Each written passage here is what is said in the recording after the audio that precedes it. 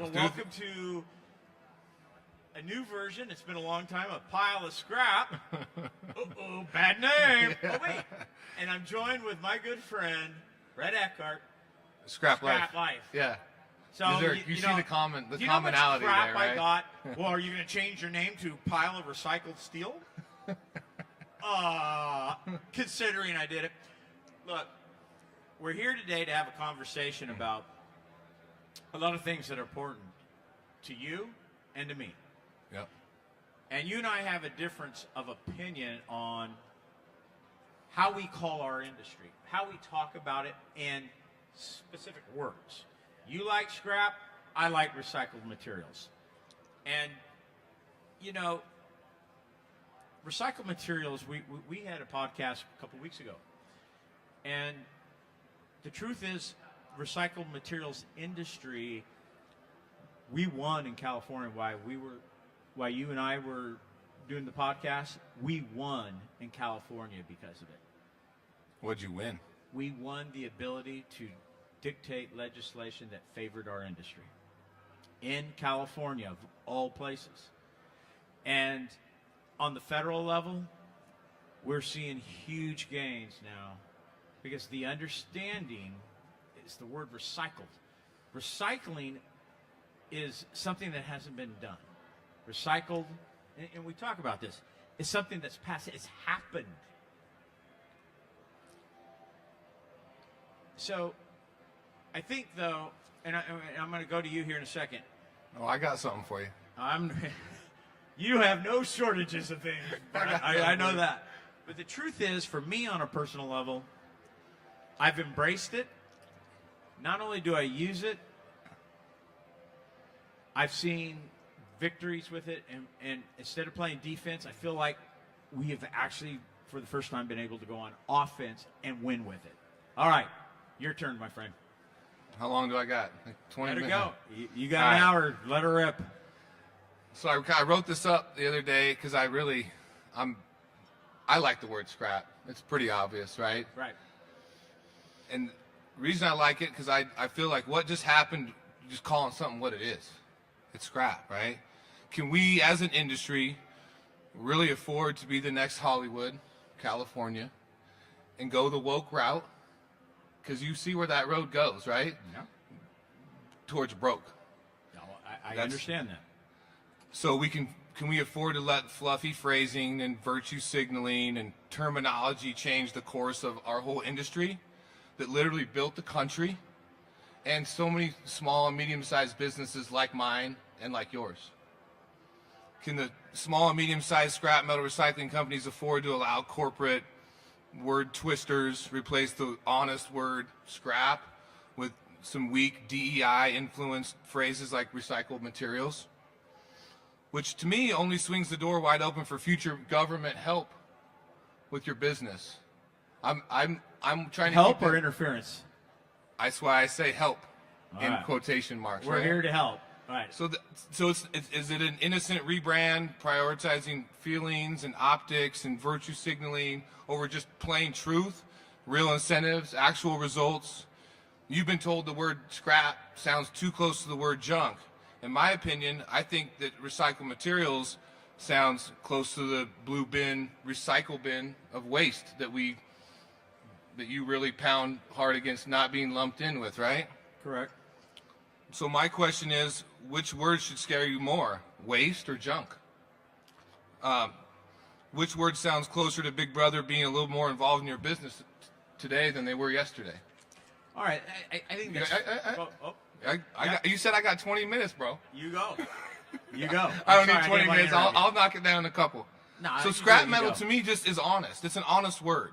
It names precisely the raw input: rusty steel from torn down buildings, aluminum shavings from factories, stripped out cars from the local auto salvage. The word scrap signals cash. It signals money. It signals value. Hardworking people haul it. Hardworking people collect it, process it. It creates jobs, global trade for generations without government mandates and pretty words. Blurring the lines with blue recycling bin is a slippery slope to me. Recycled materials lumps tough industrial scrap with curbside paper, plastic, bottles, and trash. Waste. That mixing sounds nice and inclusive, but it also devalues the entire industry, in my opinion. It turns a gritty profit, value-driven business with giant shutters, real money, real exchanging hands, all different currencies, into a feel-good, feel-green climate change program where there's only room for a few government-sponsored operators. So we must not erase the long history of the word scrap. For centuries it stood for turning waste into wealth, because certain entrepreneurial people could recognize that that wasn't waste, that was value. From old blacksmiths, iron bits, wartime scrap drives where families helped build tanks and planes, which you and I have discussed, to today's global trade. People from how many countries are here? You probably know the facts. You know that number. It carries the proud story of American grit, industrial people who saw value where others saw nothing.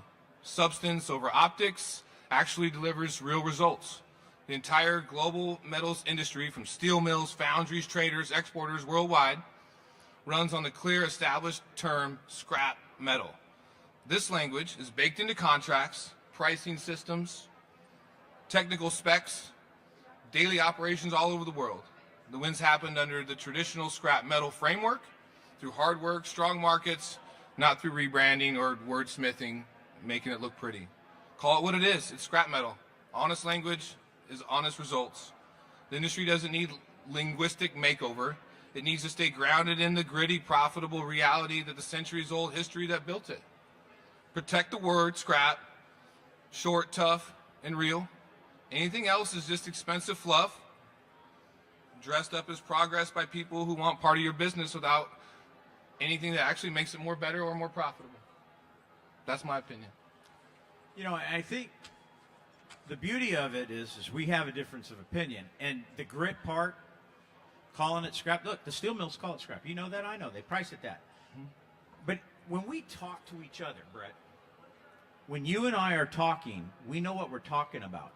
But when we step out of this room, people have no concept of what we're talking about. And the connotations, you know, the word recycling, when I did Repurpose Season 2, we did Man on the Streets in Washington, D.C. I can't tell you how many people said recycling is a scam, it's a sham, it doesn't happen. That's why recycling needed to go away, because people don't believe it. But when you say recycled, they look at you differently. And this is where, you know, words matter. And we tell our kids how we talk to each other matters. And we try to educate them, we raise them, and we do this. But in our industry, the shift from being heroic during the wars, World War II and Korean Wars, to be persona non grata in our communities, we have to evolve. Scrap wasn't going to evolve us in many states. Where now they see recycled materials. Well, what's been recycled? Aha, now they open the door to everything. So look, scrap, we call it scrap, but it's recycled because we bring it in, we process it. It's recycled from scrap to now it's recycled to a raw material. It's a commodity. We buy it as a commodity, we process it, and sell it as a commodity. And so the word recycled gives people a sense that actually something has happened. And I believe that. I don't disagree that scrap is gritty. I don't disagree that it's our heritage. A makeover? You know, the DEI awoke? I honestly don't believe that either. And the reason is you know, we talk before ISRI, before the Institute of Scrap Recycling Industries, there was NARI, the National Association of Recycling Industries, and then there was ISIS. Can you imagine knocking on the door? Hello, I'm from ISIS. Had to evolve. Things evolve. And ultimately, we're evolving, and this evolution of what we talk about outside this great room, outside this exhibit hall, outside the people we trade our commodities with. You trade scrap, I trade scrap. Yes, but when we step outside of these walls, people see it as theft. They see it as pollution. Who's like? I would say, like, when you say they, like, you're really speaking to, in my opinion, like, you're speaking to you're in California, so you're dealing with California politicians, and I understand that. And ISRI or ReMA or whatever they are today is based out of DC, which they're dealing with a whole other set of politicians, right? Right. But there's a lot of states, and there's a lot of people that we talk to that the rest of us are talking to that don't feel that, right? Right. And so I'm not saying that, from where I come from, is to basically trying to erase. You're not trying to like pretty it up, like you're trying to erase it. When you want to take the word out of it, you're trying to eliminate the history of the industry that built the country. You're trying to rename an Air Force base. It's the same shit. Like, I'm sorry, that's what it is. Like, if you do that, if you allow that to happen, then it's a slippery slope, and because you're trying to stay as far away from the word waste as you can. But when I look at it, you're going right at them. Like, you're almost holding hands with them, saying we're trying to not be waste, but we want to hold hands with the blue bin. We want to hold hands with the recycling. And to me, like, there needs to be a clear-cut line, or else you start alienating people. I would love to know what the attendance of this event is, right? Because you're 6,000. Yeah, you're watching consolidation happen, right in front of our face. The small operators are going away, right? And someday that could be me. If my kids ain't interested in the business, that could be me. That I might go away to one of the big guys, right? It is what it is, and I'm okay with that. But when consolidation happens, you start eliminating the people that are the small and medium-sized operators, right? So what you have here is you have some. It's a lot less of that, right? It's a lot of your bigger companies, it's a lot of your vendors, but there's still the fabric of our industry is the small and the medium-sized operators that still operate under the term scrap. It's the backbone. These operators the backbone are of our the industry. backbones. So when 30% or 20% of your industry is making decisions for the 70%, my opinion is somebody's got to step up and say, hey, like you're alienating a big chunk of the industry when you do that.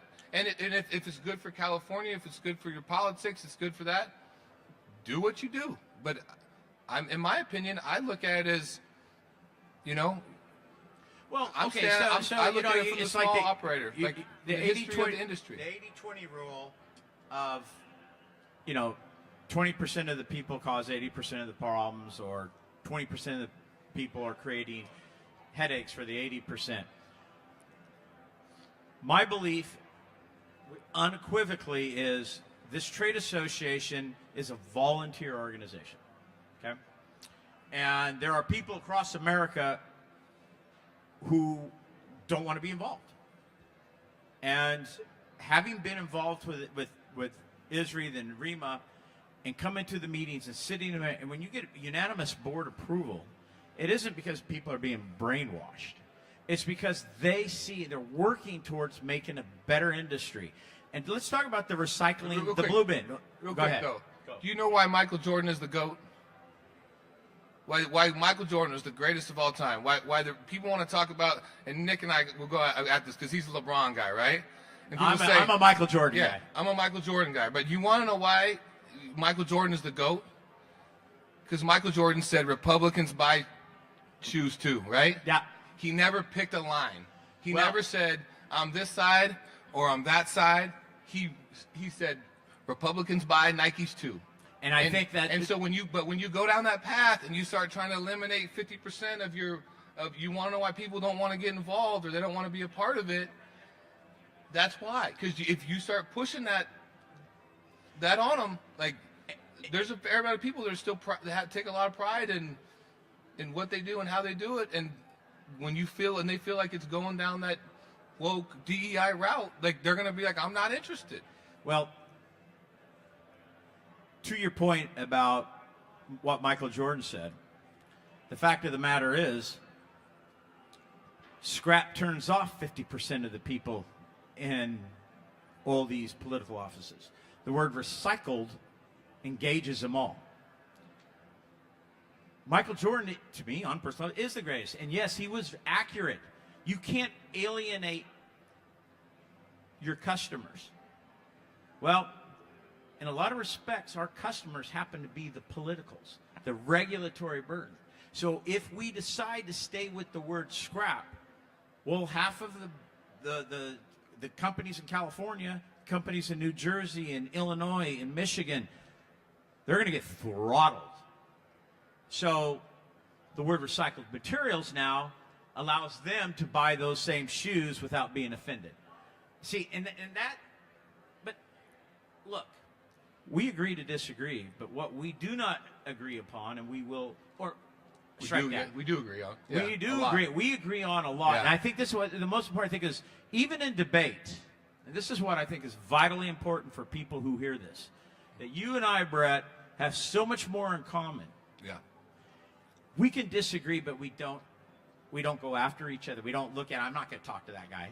Why? It's useless energy, and it doesn't. So let's talk about this common ground, because unless you want to finalize something.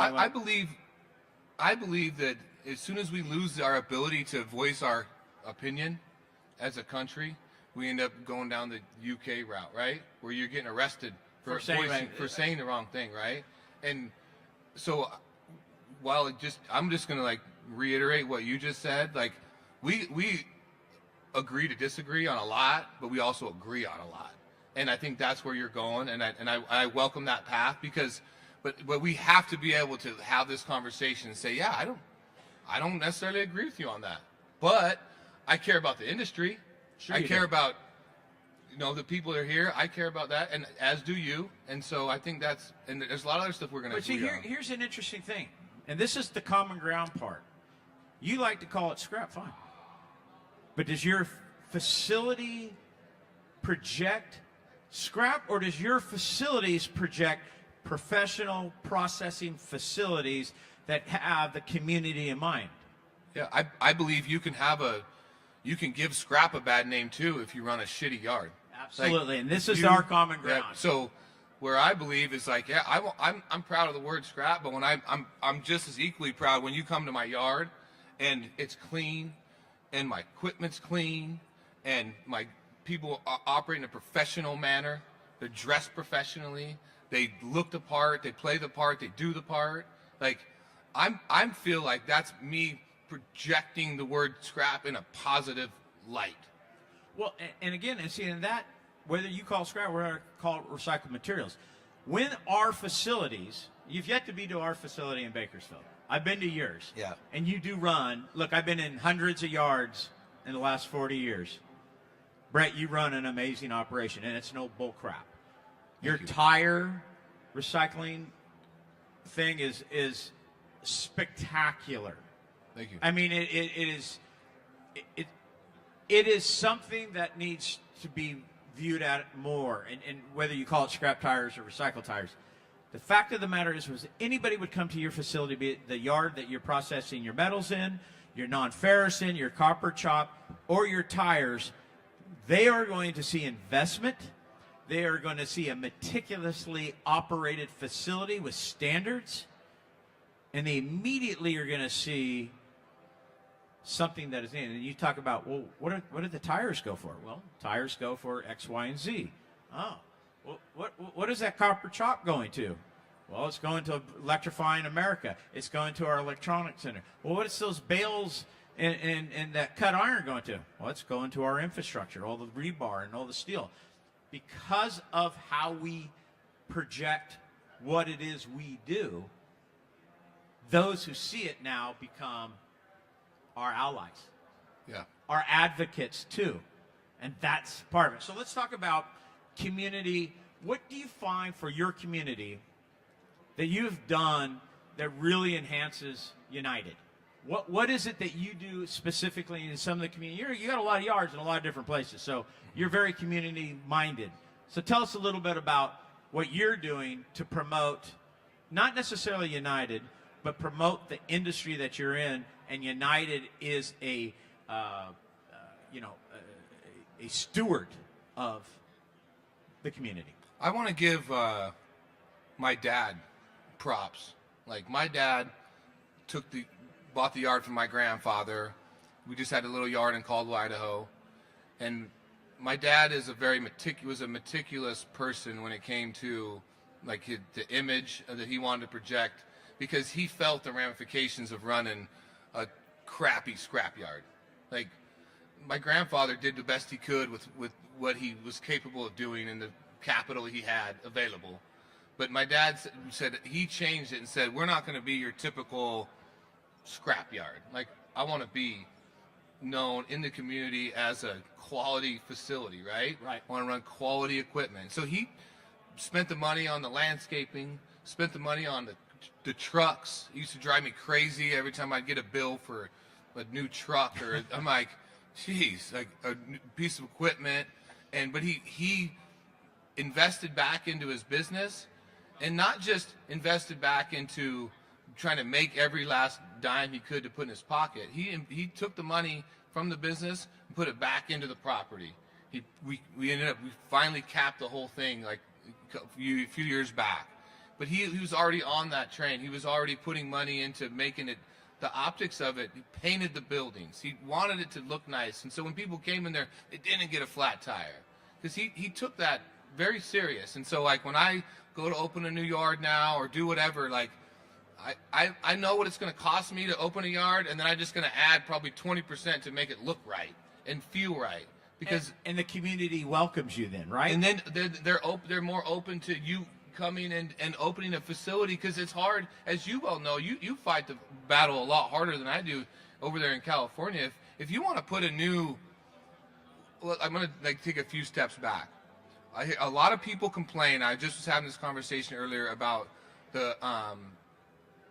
about what it costs to put a yard in, right? A lot of people complain the property costs X, the equipment costs Y, and I look at it as like, it's actually in a roundabout way a good thing, because the barrier of entry now, and this is, take the regulation out of it, the cost to do it is expensive, right? Right. And even if you can't afford the 10 or 20 to put a yard in, a real nice facility, right? Can you even get over the regulatory burden to even get that done? Most places you can't. And it's because of it. It's an image, and that's because of the sins of our industry. Yeah. And that's what has been fought. You know, look, in California, when shredders that supply the majority of the material for steel mills to make new steel in the EAFs, shredders are the mainstay.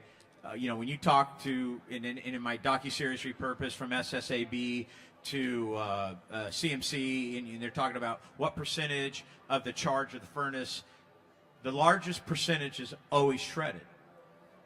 But in California, shredders are hazardous waste facilities, and the regulatory burden placed on these yards make it almost impossible to operate. And that's from the sins of the past for people who didn't take care. Yeah. And so you've come in, you learned your lesson from your father. My father had a nickname, Mr. Clean. Yeah. And so when we had an incident, I got to share this, because this is what a clean facility, a professional-looking facility will do for you. We had an employee who fell, hit his head, was taken out on an ambulance. Accident investigation, couldn't find the cause. Cal OSHA came in. They couldn't find the cause. And on the way out the door, Cal OSHA told my head of safety, this is the cleanest yard I have ever in my life seen. Fine, $400 because it was cold that day. You don't have a cold weather plan. They're gonna pay. They're gonna fine you no matter what. They're gonna fine you, but $400. Yeah, that's a what lot would better. you say? Yeah, that's Did a we win. get away with it? That's a win. That's a Yeah. win, and it's back to what we're talking about. How we project our industry is what we do in our facilities, and that's why, Brett, you're going to use scrap, and I encourage you to keep doing it. But what we need to encourage, you and me both, is people need to up their game in their facilities. We can't, because they're the ones going to bring us down. Here's my opinion. I believe we should live in an and world. It doesn't have to be recycled materials, and it doesn't have to be just scrap. I just my biggest thing I want to caution is don't eliminate the word. Because when you do that, you're eliminating the history. It has to be, you have to live in and world. And you can run a shitty looking recycled materials facility just like you can run a shitty looking scrap metal recycling facility. Absolutely. But as soon as we start trying to eliminate the history, you're eliminating a lot of people that genuinely care. And I want to say this. You spent real money, your own money, doing the repurposed docuseries, right? Yes, you and I have had this conversation.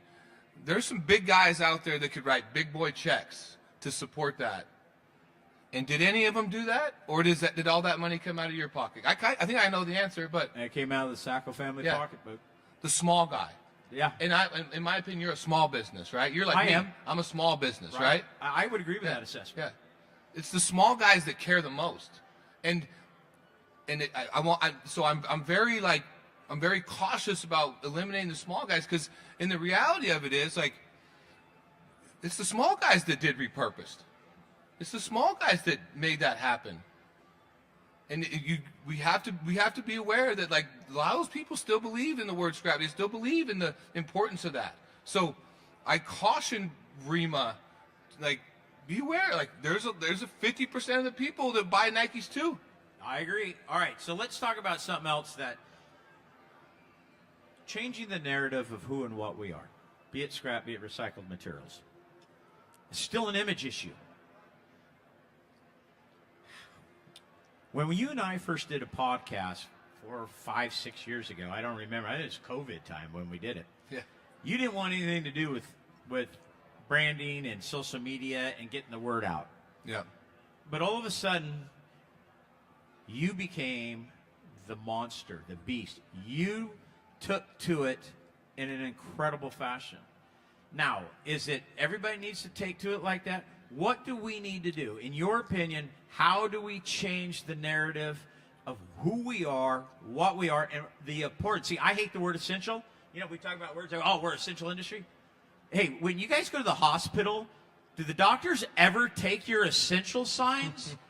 No, they take your vital signs. I believe our industry is the most vital industry in the world, bar none, because without us, none of it happens. But we need more voices, Brett. What say you?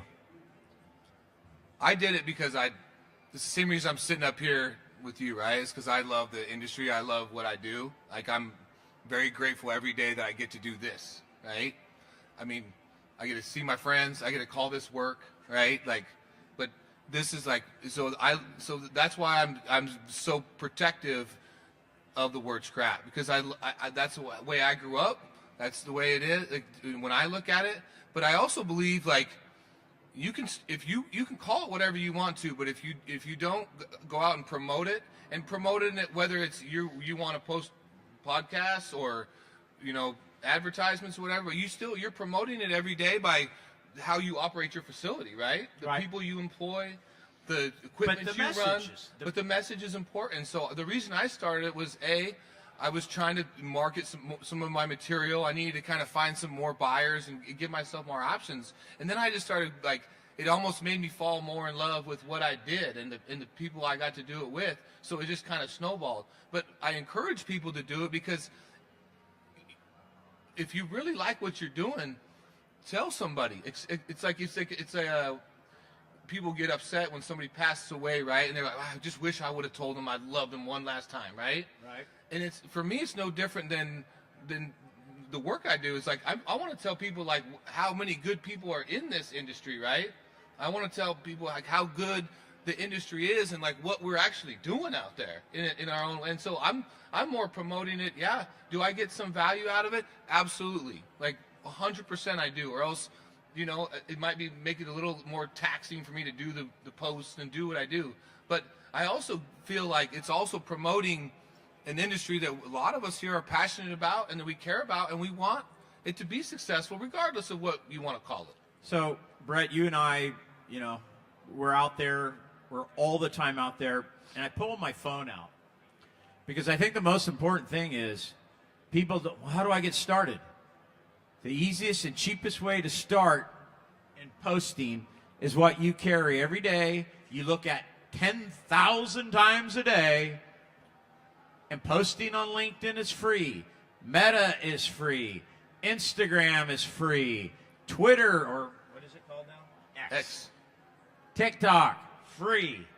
And you take, you and I talk, and this is why it's important. I want you to share the way, we talk about, Brett, you do every one of your messages. Nobody's doing your message. No, I do it. Tell us about what you do when you have your thought, how you go to your phone, and what, the way you go about it.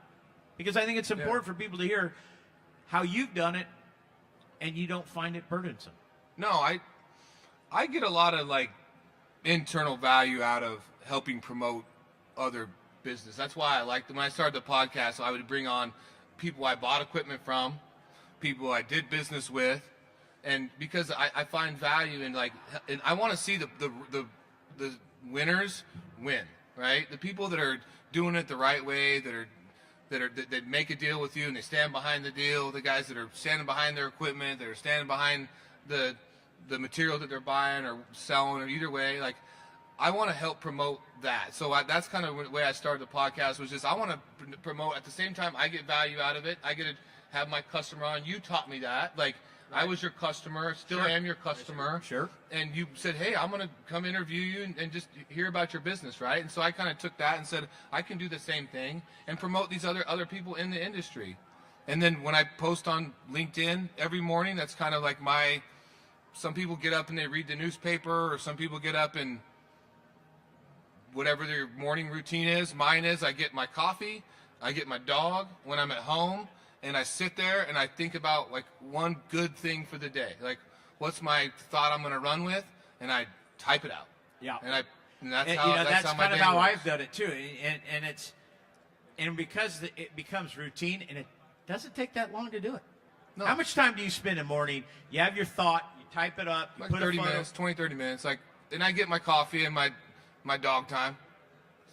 But see, and I think that's what promoting the industry, repurposed was a very expensive thing. And sometimes people see repurposed and see some of the video productions that I've put out, and I can't do it. You don't have to do that. No. You got to be out there, because your community, if you're invisible and they can't see you, they don't know you're there. But when you become visible, remember that I was told, this is a great line about LinkedIn. Nobody's ever going to call you up and say, hey, how come you stopped posting? You become invisible. If you want to be invisible, that's a personal choice. And I think that's how simple it is. But you can promote an industry that's vital to the community, vital for jobs, vital for our health care. Build a hospital without our materials. No can do, people. Build a school without our materials. Can't do it. Can't educate kids. How about farming? You're in farmland. Yep. Farming, the green tractors, John Deere, well, they have 3 foundries, and they buy a lot of scrap. Recycled steel. Can't have food without recycled steel. Our industry, have you ever thought about having a military without us? What do you think ships are made from? What do you think tanks are made from? CMC, Commercial Metals, they make rebar. That's what they're mostly known for. But they have a company called Impact Metal. Plate made from recycled steel is the body armor and the armor for the M1 Abrams, for the Humvees, and to protect our soldiers. Without us, Brett, our soldiers are in harm's way. Yes, sir. And this is the story. When we tell it to our communities, we become the sexy industry. We become the industry, let's talk about this, attracting talent. You have amazing talent that comes to work for you. And I believe not only it's your culture, who you are, but I truly believe it's what you started describing, chop wood, carry water, work hard. We're workers. That's attracted talent because people identified with that. What would you say? I think it's like a snowball effect, right? I've found a couple really good people And if you once you find a couple really good people, they find other good people, right? One of the best is standing right there, right? Love like, Nikki. Shout out Nikki Steyer, man. Without Nick, we don't have the group of people we have. We don't have the marketing that we have. We don't have the execution that we have in finding and not just finding the talent. It's one thing to find them. We can all see good people, but can you keep them, right? Yeah. Can you get them in and can you keep them? Retention. Yes. Recruiting and retention. Yeah, and the retention is what often gets lost. Everybody spends all their time, effort, and energy on the recruit side, right? Well, I mean, it's no different than to me, like the sports team, right? Like the guys that you can go recruit them, you can pay them a lot of money, but if they don't feel value and they don't feel like they're part of something bigger, they don't feel like and that's where I think the promoting of our industry is important. We agree on that. Is I want people to be proud of where they work. I want people to be proud of what they do. And part of that is like, if you see it, feel it, fucking speak it. Like, tell it like it is. Like, be proud of what you do. There's a lot of people that run nicer facilities than me. And I'm like, man, you need to take a picture and tell people what you're doing. Show them what you got. People they want to be a part of something. They do, and I want them to be a part of it with it, because without them, I'm not sitting right here today. Without Nick, I'm not sitting right here today. Nikki, you're a good man, and you've done a hell of a job, and you are part of the winning. So the winning culture, and you have a winning culture. But if you don't, certain ball teams out there, if you will, have a winning culture, and people see that. And in business, people want to go to work for winners. People want to drive your trucks, Brett, because they're badass and they look amazing going down the street.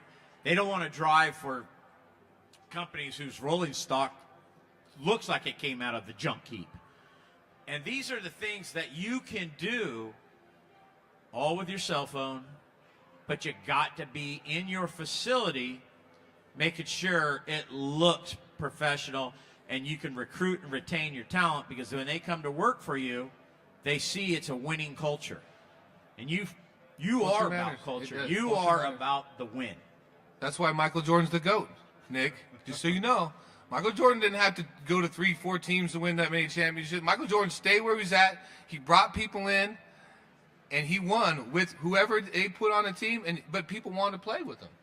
And if you're a winner and you can create that culture and you can create that atmosphere, and the people, Scottie Pippen has the same amount of rings that Michael Jordan does. He does. Right? Yeah, he does. He's got the same amount. They're all the same, right? Right. But he was able to get them in and keep them, because they create a culture of winning, a culture of people want to be a part of it. And I think that's where, like, speaking to your facilities, speaking about what you're doing, having a pride in how you go about your business, we agree on that. And culture is important. And that's part of our messaging, Brett. Your message is the same message as mine about the culture. Me and my forklifts. I had several people come up to me today, or in the last couple of days, and says, because of you, our forklifts don't have scratches anymore. Because of you, I became a believer of what we could do. And, and so as we go to attract talent, another story that we got to tell is, what is our industry doing for the environment? When you stop and think about it, all new steel that's made in an EAF, and now with the new micro mills, mini mills, the CO2 emissions reduction is in the high 60s. Energy consumption is reduction is in the 60s. Copper is in the 80 percentile. Aluminum is in the 90 percentile. Who does more for our environment than our industry? Yeah, nobody. Nobody. No, and nobody. I think we're vital to our daily lives, but our environment, we are vital to the health of our environment. Saving the natural resources. Again, this is the story. You don't have to have a picture. You don't have to do repurpose and do the stuff I've done or all the stuff Brett's done, because he's been doing it long enough. But what you can do to help your business and your community is talk about what this industry means to our daily lives. Optics matter. Like, take a look around your yard. Run a professional facility. Whether you're in the hay business, the scrap business, the whatever business, right? Like, make it look professional. I think that's what if we can do that as an industry, it doesn't matter what we call ourselves. Like, in my opinion, I think that's where we got where we got. Yeah, I think that was, again, it's the sense. I truly believe what you just said. If we would have stayed with the word scrap, but we showed ourselves as a highly professional, I don't think we have an issue. But unfortunately, the industry, quite frankly, stuck their head in the sand. yeah. All right. You and I talked about something I think is very important, is being active with your policymakers. You know, whether they're Republican or Democrat, this is important because a lot of people don't like giving to the party you don't belong to. But you're going to be in places that their influence can put you out of business or cost you a boatload of money. You talk about how people need to be more involved. We talked about this. Tell us your opinion about this. I think there's money that's the cost of doing business, right? Like, I'm trying to think now how many times we've paid lobbyists to go to bat for us just on the state level. And you and I crossed this bridge on the first time we did this podcast, and we talked about there's two ways to get in the dance, right? Either you're a really good dancer or you pay to get in. Like, if in our industry, like, maybe we're not the best dancers, but so we're gonna have to pay our way in. And I think that's where, you know, on a state level, on an individual level, like, you have to manage, like, the laws you have don't affect me until they cross over, right? Until enough people move out of California and move into Idaho, and all of a sudden now your laws do affect me because they're trying to bring the same shit over to Idaho, right? Correct. But if we can keep it out, because we are actively engaged with our local politicians, right? I think that's like a really good bridge to what you guys are trying to do on a national level with the industry, right? But you should. I can't say I've always been a believer on the lobbyist side, but I recognize the value, right? When it really gets down to brass tacks, and there's certain things that they're trying to cram down your throat. This is why I have a rub with the words, is they don't care whether I call myself scrap or I call myself recycled material. They're just trying to get something else passed for another lobbyist group. It's really just your ability to fight their lobbyists. And that's, whether you like it or not, that's America. That's how it works. It's a pay-to-play program. So you should be involved on that side if you want to be able to keep operating the same way you do today. It just transcends the party you believe in, because there's swings. There are Republican presidents, there's Democratic presidents. There's Democratic Congress, there's Republican Congress. And one of these days your party will be out, and one of these days your party will be in. But what happens is, in the transition so many times, is you forget about that change is going to happen. So when the party that isn't your party comes into office, what did you do to educate them on what you do, instead they immediately go out there and start attacking what we do? So, and this is where I say it's less about party politics and it's more about lobbyists. Right? Because lobbyists, they walk the ant line all day long, right? Like, they're 100%. That's their job. So sometimes the way I think about it is, it's not necessarily donating to one party or another. Like, dude, it's your money. You can spend it on whatever you want to. I encourage. You've earned it. You put it in your pocket. You're more than welcome to take it out and do whatever you want to do with it. But if you care about if you're talking about policy and you're talking about, I say, go the lobby route. Like, stop trying to pay politicians to get what you want. I say that if you want to get to the dance, you're going to have to pay your way in. So, it's called building relationships with the political industry. It's a whole other, the politics is a whole other industry. And if you're building relationships, be it with a lobbyist or be it the individual politician you want to support. But relationships, this is so important. Everybody who runs their businesses have developed relationships with consumers who buy their product and the people who sell them machinery. Relationships matter. You have said that from the very get-go. Yeah. But the relationships just isn't the people you sell material to. It isn't the people you buy things from, buy material, buy equipment, doesn't matter. That relationship goes on beyond that circle and enters the realm of the relation. What relationship do you have with your community? What relationship do you have with your local board? What relationship do you have with the schools? Are they going to educate their kids to want to come look at what you're doing and show them what they're doing? It's relationship building on every single level, and you have been a huge proponent of relationships. Well, I think that's part of the social media we were just talking about, right? I've developed a lot of good relationships off of posting, right? Showing what we're doing, talking about the trials and tribulations of running a business like we run, the good, the bad, the indifferent. But that's helped me build relationships that matter. It's helped me. How much has it strengthened our relationship to do stuff like this? And when we first did, I mean, it's made our bond like tighter, right? It's so true. It's done this. It's done that. And so you are able to highlight your industry, you're able to highlight your business, but you're also able to build stronger bonds with people that matter, like to your business. And people that matter, it's a bigger community than just the people you buy material from or sell to.